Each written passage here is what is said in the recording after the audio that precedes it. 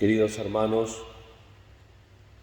hoy en la liturgia de la misa hemos proclamado el tercer cántico del siervo de Yahvé. La primitiva Iglesia interpretó la pasión y la muerte del Señor con los oráculos del profeta Isaías y vio en ellos el cumplimiento de todo lo que le pasó a Jesús en detalle. En el Salmo escuchamos el alma del Señor a través de la oración del Salmo 21. El Señor murió en la cruz recitándolo y así hacemos nuestros los sentimientos de Cristo. Es lo que pide Pablo a los destinatarios de la carta a los filipenses antes de transcribir el himno de la kénosis, del anonadamiento. Cristo por nosotros se hizo obediente hasta la muerte de cruz. ¿Cómo nos cuesta la obediencia? La obediencia. A veces se piensa mucho en el celibato de los sacerdotes, pero a los sacerdotes como al ser humano nos cuesta obedecer. Recordemos que eso está en la génesis del hombre. El hombre que estaba en el paraíso no obedece a Dios. Yo sé lo que tengo que hacer. Yo quiero hacer lo que a mí me gusta. Y eso lamentablemente también lo trasladamos a lo religioso. Todos hacemos lo que nos gusta, lo que sentimos, y por eso a veces no crecemos como Dios espera que lo hagamos. Estas palabras la liturgia de la Iglesia las repite con frecuencia en las horas santas del Triduo. Cristo por nosotros murió haciéndose obediente. La pasión, según San Lucas, es una narración extraordinaria, como hemos escuchado.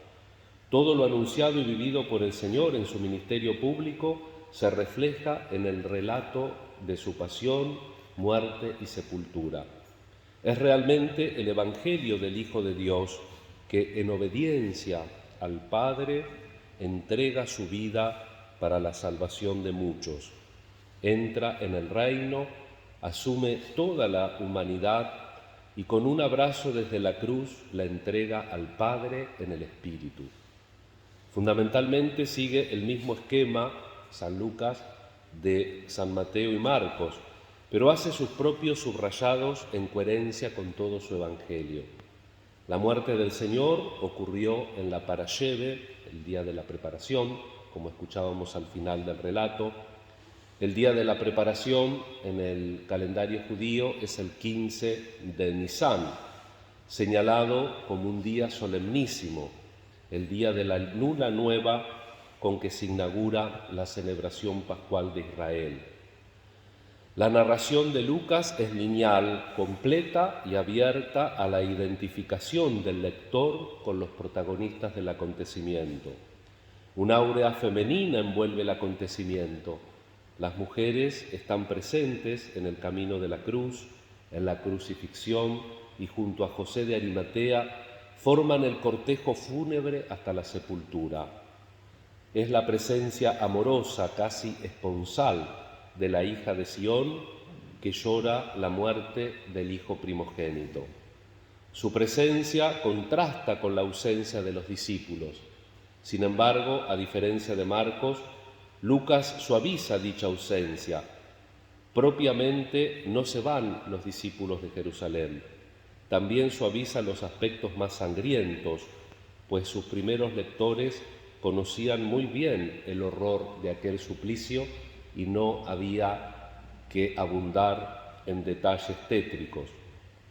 A los discípulos, y durante la celebración del Seder, que así se llama esa comida de la preparación de la Pascua, Jesús le da su cuerpo entregado y la sangre en la nueva alianza.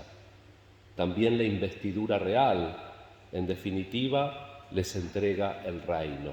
Les doy la realeza, dice Jesús. En este reino, el primero de ellos deberá portarse como el menor, y a Pedro, que negará a su Señor, le da el ministerio de confortar a sus hermanos a fin de que no desfallezcan. Ese será el memorial que celebrarán hasta que se cumpla la Pascua en el reino de Dios. Ese es el memorial que nosotros celebramos, la Eucaristía. Getsemaní es la antesala de la pasión y de la oscuridad del Viernes Santo. Es realmente la agonía de Jesús la lucha contra el mal que se presenta en forma de tentación. Jesús llama a los 3 discípulos y los despierta. Quiere que sean testigos de sus lágrimas, de su abandono, de su aceptación. Ellos representan a la Iglesia, nos representan a nosotros. Solo en Lucas aparece el ángel del consuelo para que el Señor pueda beber el cáliz de la ira de Dios contra el pecado. Los personajes de la pasión se suceden con todo su dramatismo. Judas con su desesperación, Pedro con sus lágrimas, Pilatos con sus dudas, el sumo sacerdote con su acusación, Herodes con su necedad, la muchedumbre que pide la crucifixión. Jesús es sustituido por Barrabás, comenzando así el misterio de la sustitución vicaria. Cristo, el inocente, muere por los culpables. Burlado, torturado y abucheado por la gente, se entrega a la cruz. La mención de Simón de Cirene pretende mover al lector a asociarse más a la pasión, pues no dice que tuvieran que forzarle a llevar la cruz.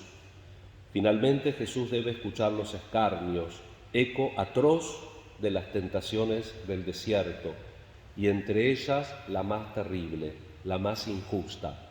Si eres hijo de Dios, sálvate a ti mismo. Eso es el problema nuestro, hermanos. ¿Por qué el mundo va como va? Porque cada uno dice sálvate a ti mismo. Justamente Jesús, que morirá para salvar a todos, totalmente incomprendido, no es salvado. Durante la crucifixión, San Lucas subraya la misericordia del Señor, absuelve a aquellos que lo ejecutan y no se siente víctima de ninguna injusticia, sino solo de la ignorancia. Padre, perdónales que no saben lo que hacen. La gracia de la cruz ya está allí, fluye. Al malhechor crucificado a su derecha le abre el cielo. Hoy estarás conmigo en el paraíso. Dice San Agustín que fue el ladrón más vivo de la historia. En el último minuto le robó el cielo a Jesús. Lucas omite las palabras de abandono y así la última palabra de Jesús es: Padre, en tus manos encomiendo mi espíritu. Jesús ya no tiene otro sitio donde reclinar la cabeza. Muere en el seno del Padre. El centurión reconoce su inocencia e incluso la multitud se retira del lugar del suplicio, horrorizada por lo que han hecho con Jesús, lamentándose y dándose golpes en el pecho como signo de penitencia. La cruz y la muerte del Señor irradian gracia y misericordia, no piden venganza. Una gracia que fluye en la Iglesia y en el mundo por el Espíritu que nos ha sido dado. De esta manera, Jesús es el Salvador que el mundo esperaba. Con la muerte del Hijo amado, orante y obediente, fiel, Dios ha salvado al mundo. Con razón el velo del templo se rasgó, pues empezaba una alianza nueva, el nuevo Israel y un nuevo templo. También un nuevo tiempo, el del Espíritu y de la Iglesia que peregrina a la Nueva Jerusalén, cuyas puertas permanecerán para siempre abiertas porque tenemos de nuevo abierto el camino al Padre. La lectura de la Pasión según San Lucas da un sentimiento profundo de paz y de amor agradecido, con el cual, en compañía de María, iniciamos la Semana Santa. Hermanos, esta semana tratemos de acercar nuestro corazón al corazón de Jesús que se ofreció por nosotros. Tratemos de vigilar en nuestro interior, de no permitir o no consentir ningún sentimiento negativo que ponga en definitiva en crisis la obra grande de la redención. Dios sufre no por amor al sufrimiento, Dios sufre por amor para que nosotros le encontremos el sentido al sufrimiento. Y Cristo con su amor nos promete la vida, porque la Semana Santa no va a terminar el viernes, sino que va a terminar el domingo. Preparémonos para purificarnos a través de la obediencia y de los sufrimientos para poder resucitar de verdad a la vida que Cristo nos regala. Que así sea.